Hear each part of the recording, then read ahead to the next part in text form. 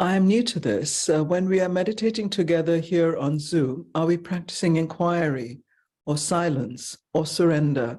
Is it a good idea when starting out to make time for this daily in a busy life? Otherwise, it gets pushed aside by so many distractions and duties. What do you recommend to the newcomer starting on this journey? Where to start? There are so many different types of meditation, but what Bhagavan recommended, above all else, is this simple practice of meditating on our own, on ourself, on our own being, I am.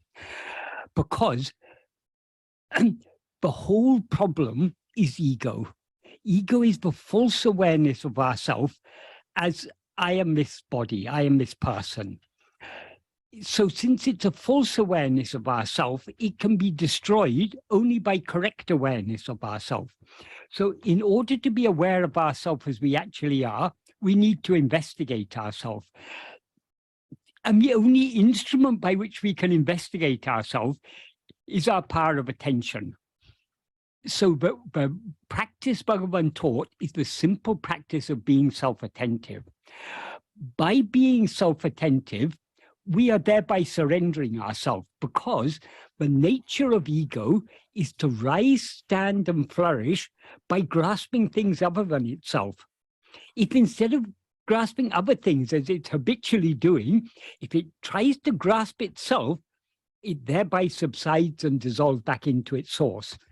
Of course, it doesn't at first when we try, because we are not holding on to ourselves firmly enough, we're not going deep enough within, we don't subside completely, but to the extent to which we are self-attentive, to that extent do we subside.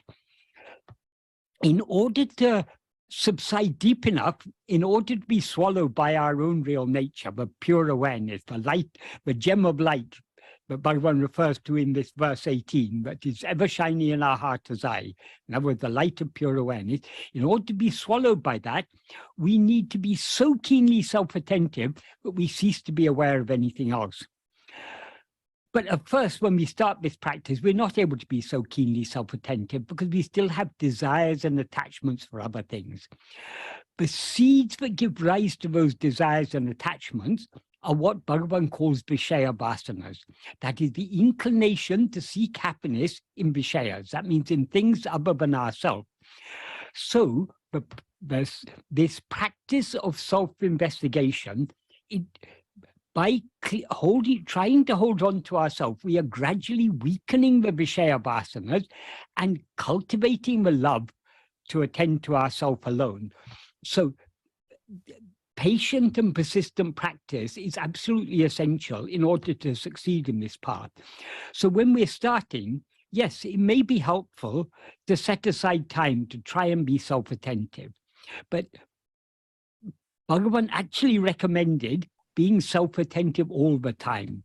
We may not be able to achieve that, but that is what we should be working towards. So though it is very useful to set aside some time for trying to go deeper within, we should try to hold on to this self-attentiveness, whatever we may be doing.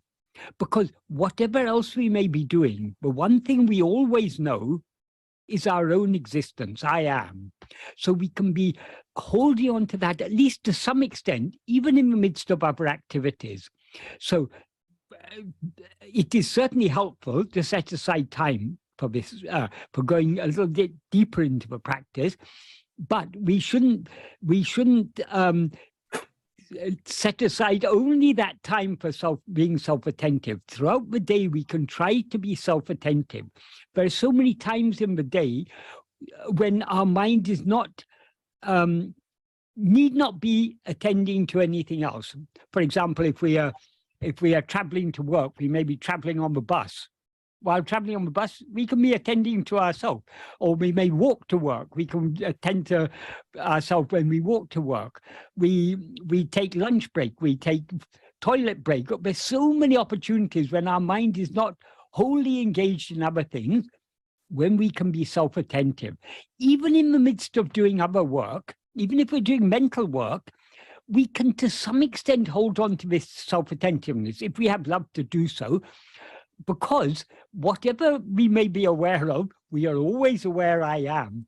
The problem is, because of our interest in other things, we overlook this awareness I am.